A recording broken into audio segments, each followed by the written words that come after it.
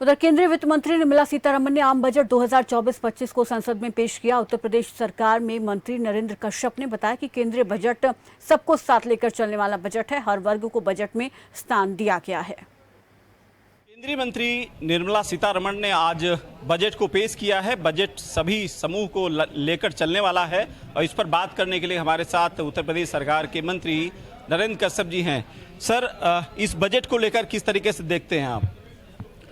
प्रधानमंत्री जी के नेतृत्व में वित्त मंत्री सीतारमण जी ने भारत के विकास के संकल्प की यात्रा को आगे बढ़ाने के लिए एक भारी भरकम बजट आज पार्लियामेंट में प्रस्तुत किया है। एनडीए के बजट में किसानों की समृद्धि, नौजवानों के रोजगार का खाका और देश के आगे बढ़ने की आशाएं नजर आती हैं। बजट के माध्यम से देश चहुमुखी विकास की दिशा में आगे बढ़ेगा और भारत की अर्थव्यवस्था, जैसा कि प्रधानमंत्री जी का हमेशा प्रयास रहता है मजबूत करने का, तो इस बजट से भारत की अर्थव्यवस्था को और मजबूती मिलेगी। सीतारमण जी का बजट भारत के विकास के लिए, और मैं कहता हूं उत्तर प्रदेश की बात भी करूं तो उत्तर प्रदेश में भी केंद्रीय बजट से बहुत कुछ मिलने की संभावनाएं तय हो गई हैं। तो सीतारमण जी का बजट देश के विकास के लिए और उत्तर प्रदेश के समग्र विकास के लिए बहुत ही उपयोगी साबित होगा। स्लैब में इस बार बदलाव किए गए हैं। व्यापारी वर्ग को लेकर किस तरीके से देखते हैं? किसानों को लेकर बड़ा एक इस बजट में प्रावधान है और दो राज्य, चाहे बिहार की बात करें या नायडू राज्य की बात करें, एक विशेष पैकेज दिया गया है। बिल्कुल, हमारे वित्त मंत्री जी ने टैक्स पेयर्स के लिए सुविधा देते हुए टैक्स स्लैब में परिवर्तन किया है। 3 लाख तक आय करने वाले व्यक्ति को आयकर से मुक्त रखा गया है। स्लैब के माध्यम से और उच्च आय वर्ग के लोगों को भी छूट दी गई है। बिहार के सर्वांगीण विकास के लिए हमारी सरकार ने विशेष आर्थिक पैकेज देने में कोई कमी नहीं छोड़ी है।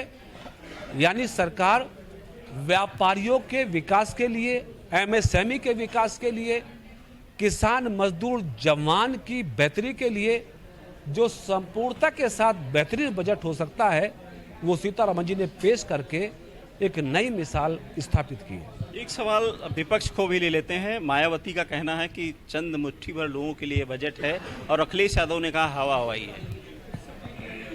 कांग्रेस पार्टी हो, समाजवादी पार्टी या बहुजन समाज पार्टी, इंडी गठबंधन के लोग कभी देश के विकास को पसंद नहीं करते। देश की तरक्की उन्हें पसंद नहीं है।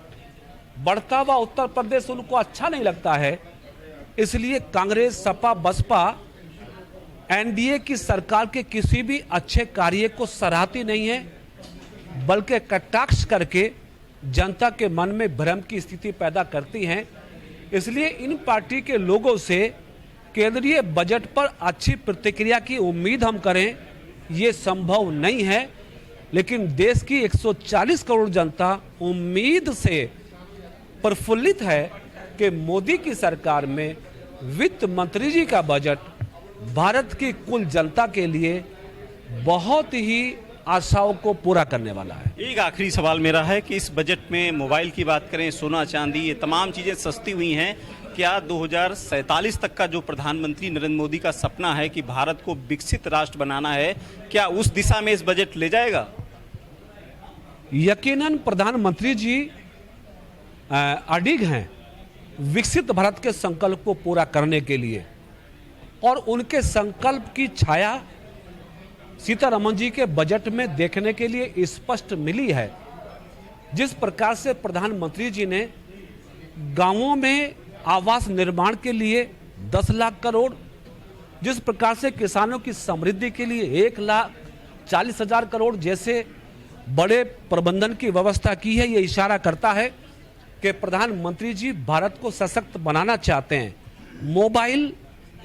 मोबाइल चार्जर सस्ते किए हैं, सोना चांदी का रेट भी कम हुआ है, जो आम आदमी के जीवन को प्रभावित करने वाली वस्तुएं हैं, मोदी जी की सरकार में उस पर दामों को घटाया गया है। यानी प्रधानमंत्री जी के नेतृत्व में सीतारमण जी का बजट देश के गरीब लोगों का उत्साह और उम्मीदों को बढ़ाने वाला है। मैं कह सकता हूं कि देश के समग्र विकास और देश की जनता के समग्र उन्नति के लिए हमारी सरकार का बजट बहुत ही उपयोगी साबित होगा। शुक्रिया। तो बहुत ही उपयोगी साबित होगा ये 2024 से 25 का आम बजट केंद्रीय। आने वाले समय में उत्तर प्रदेश क्या पूरे देश को एक इंफ्रास्ट्रक्चर के साथ साथ विकास की ऊंचाइयों पर ले जाने वाला ये केंद्र सरकार का ये बजट है। कैमरा पर्सन मोनू के साथ अनूप सिंह, खबर फास्ट, लखनऊ। यूपी